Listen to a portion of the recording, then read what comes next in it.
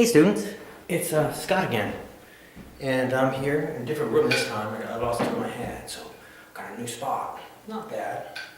I don't know if I'm as black as I was in the last one, but last time I wanted to show you what epithelial tissue looked like, the real epithelial tissue. Usually you see models like this one, and so here your standard model with the simple and with the stratified for the epithelial tissue, like I showed you before, and go here, and the shapes, we have the squamous and the cuboidal and the columnar.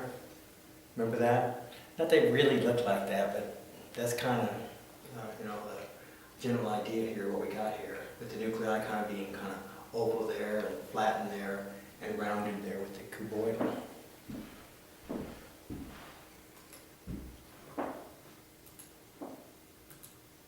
So, simple squamous is one kind that we have, and I just wanted to show it to you really fast. You can see it. This is from a lung, and you can see right along this little edge, you see the nuclei, little purple nuclei there, and they go all the way down like that.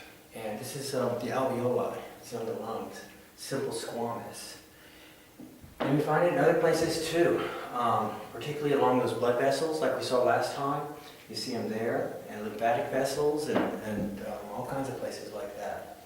So, kidney. But anyway, really flat, single row of cells.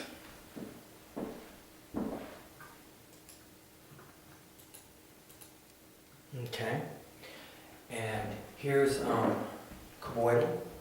And you can see the cube-shaped cells going along like that, making a nice flat row. Sometimes they make a flat row, but more often than not, they might make a tube, and that makes them a little bit harder to understand and recognize when you look at them. See how the tubes are, like that? See the nuclei along the way there? Each one of these things is a cell, as we go through here. Okay. So.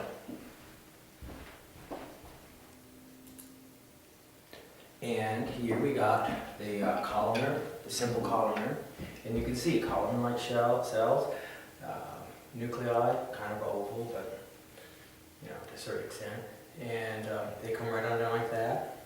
So I'll find this in the digestive tract. That's a really great place for this. And there's other places, but in the digestive tract, when we look at that, you'll see it all the time. Really, really common. Okay. Okay, here's that pseudo-stratified columnar epithelium I talked about before. And you see the cilia? All the cilia like that. We also have these mucus cells all the way. Because we often find this in places like the trachea and the nasal cavity where we have respiration, and we have to move mucus, that traps material along the way. And look at the cells. You can kind of see, it's kind of hard to see when you look here, but this is actually what's going on. And you can see how the cells are kind of odd shaped, and pseudo-stratified means falsely stratified. And so in reality they're just simple, just a single row, but you can see the cells are very odd shapes the way they fit together to where it makes it look like there's multiple rows of cells, when in actuality there's not. And there you go, that's kind of what it looks like. But remember the cilia. That's important because it's in the respiratory tract, and that's the one I'll probably put on your lab practical, so you watch for that. Okay. Now stratified squamous, we're looking at many, many, many rows. And on the bottom, sometimes it looks cuboidal when you get down to this basal cell layer down there. But then as it goes up, it changes and flattens out, and you actually see the nuclei will go away. And the surface is just rows and rows of flat material that are dead cells, folia. Stratified squamous epithelium, very, very important. Lots of different kinds of places, Of course, you'd find it in the skin, your integument, but other kinds of places which don't have the heavy-duty keratin like you do in your skin, like in the mouth and vagina and esophagus and places like that. So whatever, there we go. Ooh, glands. You can see this kind of gland, and it's an exoplaned gland, and it produces products inside here, and it's going to shoot it on out that way. So we have two kinds. We have is merocrine, okay? And merocrine is where it produces the products inside this simple cuboidal cell, and it comes right out to the surface, okay? But then we also have, hang on, holocrine. And holocrine, again, it's all this cuboidal cells, but as you go, they have their product inside, and they finally just go away and turn to goo, like sebum. I think you've seen that, like in sebaceous glands. So,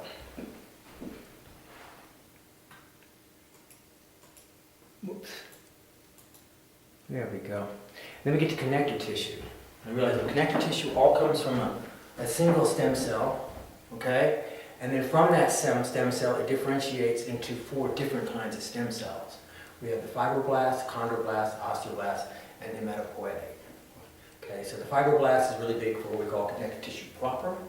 The chondroblast, of course, cartilage, and osteoblast, bone. And of course, the hematopoietic is eventually the blood, all the different kinds of blood cells. And we'll look at these different types. I just wanted to show you this little breakdown so you can see all the different types of tissue. And this is important nowadays with stem cells, because for adult stem cells, you want to get these sites for these differentiated cells like this to do the differentiated kind of tissues or something like that, rather than having the embryonic tissue. Okay. One thing that's kind of interesting about the connective tissue is it is going to have some interesting matrix involved with it. And you can see some of the material that's inside here. Keratin sulfate, chondroitin sulfate. There's glucosamines in here, hyaluronic acid. Just like the same stuff you see in the joint medicines they do. But that'll be the base of this connective tissue, like in cartilage and stuff. Oftentimes when we look at this kind of connective tissue and look inside, you see the whole meshwork, particularly what we call the areolar connective tissue. You see a lot of this. We have this whole mixture. We have collagen fibers, and we have reticular fibers, elastic fibers going the other way, lots of other kind of cells involved. Your defense is going to be here with your macrophage, and they're all inside here, and the fibroblast is going to be there to make more tissue. So little adipose right there. Sometimes a little blood. Okay, so anyway, first of all, this is embryonic. This embryonic connective tissue looks like this. This could be any of these different kinds of connective tissue. Not really much, but you can see fibers in the ground substance that we looked at.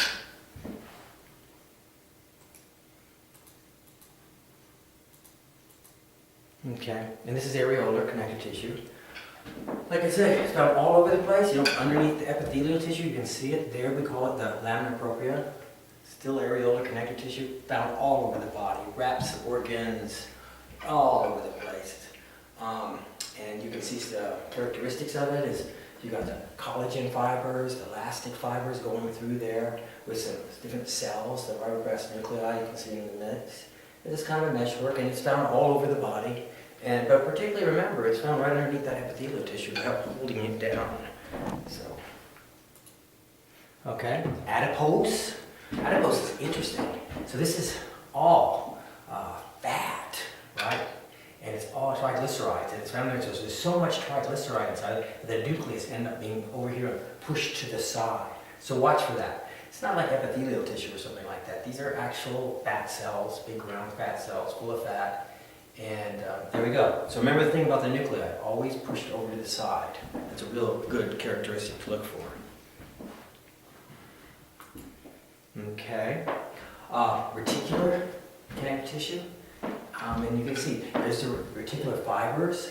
And one thing to notice, all these cells, these are white blood cells, and they attach to it. And as material passes through, like for example your spleen or your lymphatic system, they're going to phagocytize bacteria and various other kind of components that come through here. And they're just hanging out there on this reticular material in your spleen. Okay, connective tissue proper.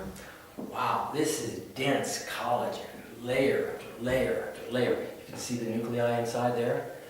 Here's where you find like tendons and ligaments, places like that.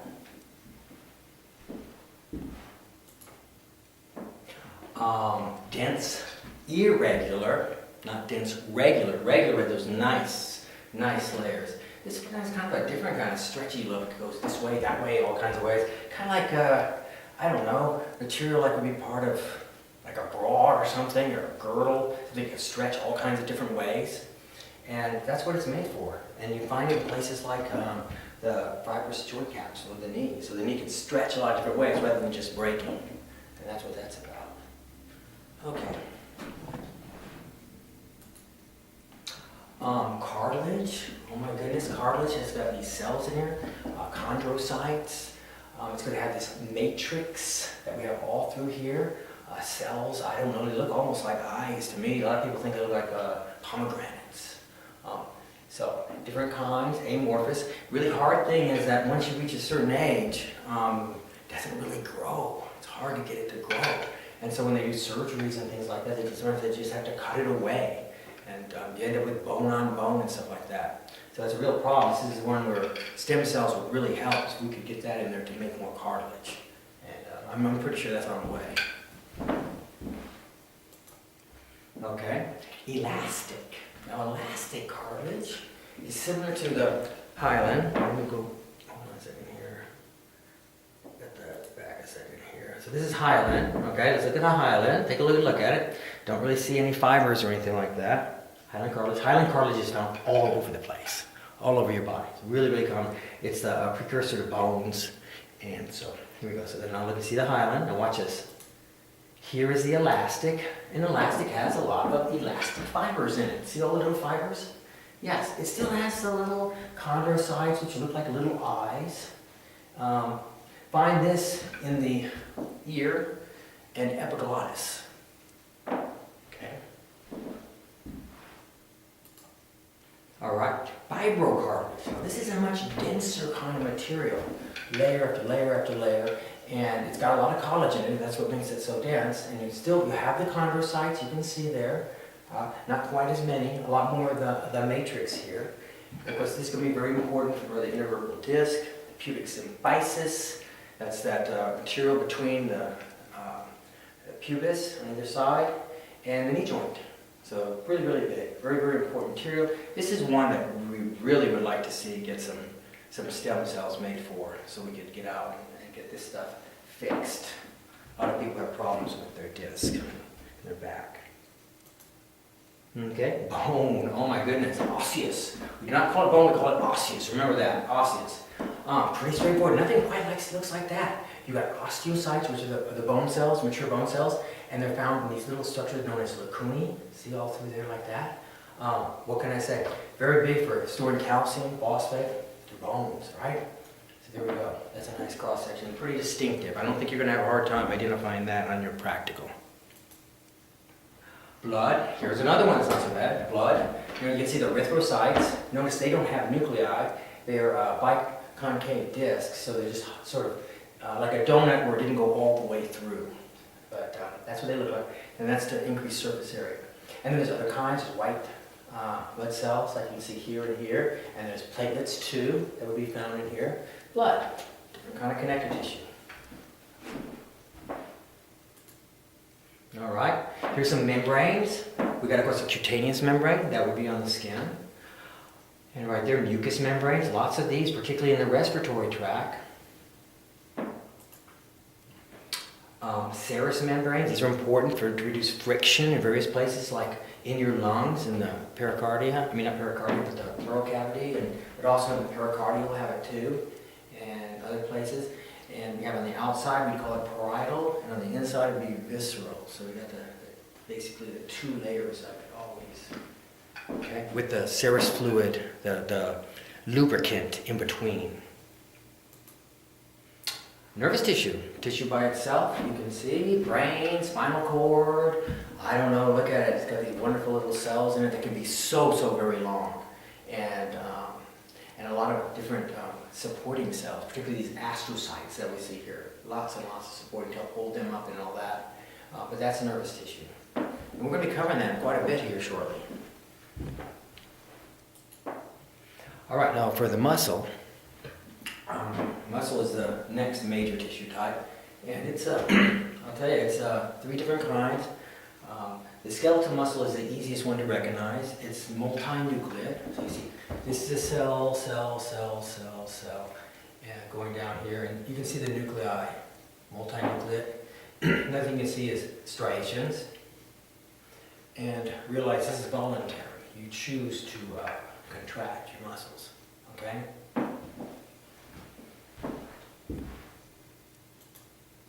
The next is cardiac. And key feature here, sometimes it's hard to see it, but you gotta see these intercalating discs. So there's a cell, and these intercalating discs connect the cells together, both physically and electrically. So we can have a signal that can pass through. They're branched, see the branching? And they have striations too, like the skeletal muscle. Of course, that's found in the heart, right?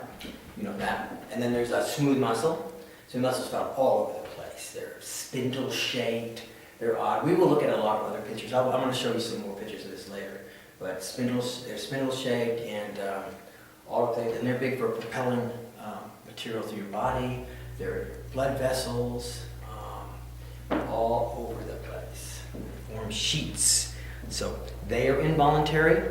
The cardiac muscle is involuntary. Cardiac muscle has these striations. Smooth muscle, no striations. Okay. And this is just basically where we have an injury. Just wanted to show you this. So if we have a cut or something like that, what's going to happen is macrophages, your white blood cells are going to come and go on in here and start eating up the bacteria. And you can see over here we have granulation, right? We have this connective tissue starting to form inside here. And of course, we have scabs. This is going to form. See the epithelium regenerating there with the fibroblasts involved down a little further with the tissue. And the capillaries eventually just bud. So let's look some more.